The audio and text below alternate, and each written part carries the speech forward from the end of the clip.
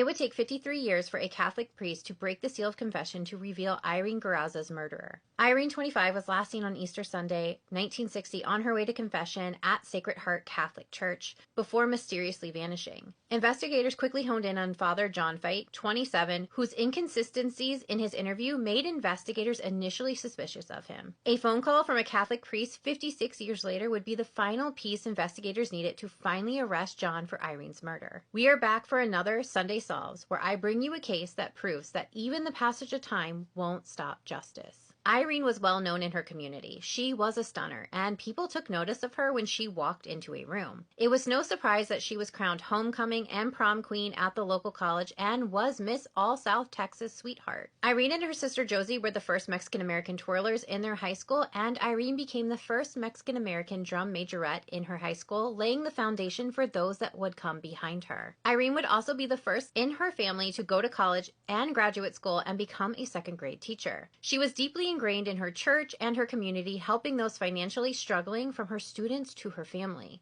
Easter Sunday, 1916, Irene, who was still living with her parents at the time, told her family that she was planning to go to the Sacred Heart Church for confession. Irene attended confession every Saturday and church Sunday. This was her routine, so when she didn't return home that night, her family was immediately alarmed. She was reported missing right away, and the search began. After investigators spoke with fellow parishioners, they learned that Irene was spotted by many witnesses at the church that night, wearing a lace veil and kneeling at the pews, and she was also seen waiting in the confession line. But nobody saw her leave the church that night. Investigators gathered over 70 members of the Hidalgo County Sheriff's Department, to include Irene's father, to search for Irene by foot and horseback. And that's when they would find her purse near a dirt road, and a little further up the road they found one of Irene's shoes. And that's when they feared the worst. 5 days later, Irene's body would be discovered floating in an irrigation canal. She was partially dressed, her blouse was unbuttoned, and her underwear was missing. An autopsy would reveal that she had been beaten, sexually assaulted, and likely died of suffocation. At the crime scene, they were able to pull a partial heel print close to an imprint of Irene's petticoat. Investigators decided to drain the canal and look for more evidence, and that's when they found a photo slide viewer, which was a very odd thing to find in a canal.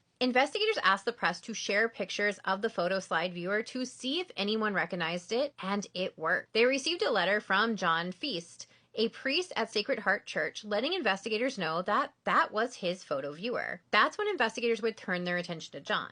John had already made many inconsistencies in his stories from day one that made investigators suspicious. At first, John denied taking Irene's confession that night before changing his story and admitting that he did take her confession. John finally admits to investigators that he did take Irene's confession that night, but he had not taken it at the confessional. That night, he had taken her to the rectory to hear her confession. One of Irene's childhood friends told investigators that this was normal, that John would at times take girls to the rectory to hear their confessions and had taken Irene before. It had given her an uneasy feeling to be alone with him in the rectory. A fellow reverend at the church would tell investigators that shortly after Irene's murder, he noticed scratches on John's hands. Then investigators were notified that 3 months before Irene's murder, a young woman had been attacked at a nearby church, and she would later identify this attacker as John. John would plead no contest to aggravated assault in that case and would be fined $500. Despite witnesses placing Irene at the church after being seen with John, who admitted to not only giving her confession after denying it, but also that he took her from the confessional to the rectory to hear a confession, and no witnesses ever saw her leave the church.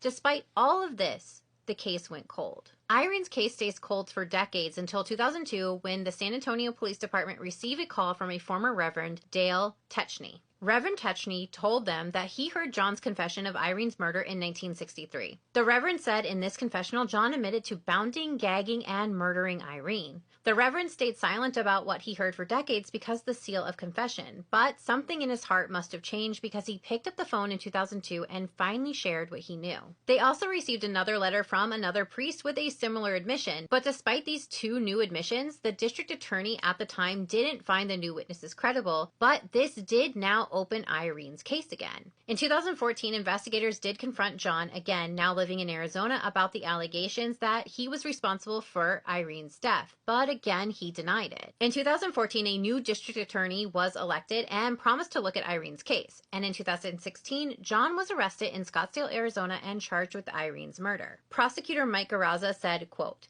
"There may be people who don't understand why an old man is being prosecuted. But make no mistake, this is an evil man. He was a predator. He was a wolf in priest clothing, looking to attack. End quote. Almost 60 years after Irene's murder, John's trial would begin, and in 2017, Reverend Techney was the key witness that helped secure the guilty verdict. John was handed a life sentence, and while appealing his case, John, now 87, was found unresponsive in his cell in 2020 and was pronounced dead at the hospital due to cardiac arrest. Irene's family never gave up on the pursuit of justice, and even though many of those who loved her passed before they saw justice, her family kept pushing along with investigators, and her case was finally solved. We hear investigators and families say all the time that things change, and given time, some people are willing to talk. And Irene's case is the perfect example that secrets don't stay hidden forever. I hope to see you all next week for another Sunday Solved.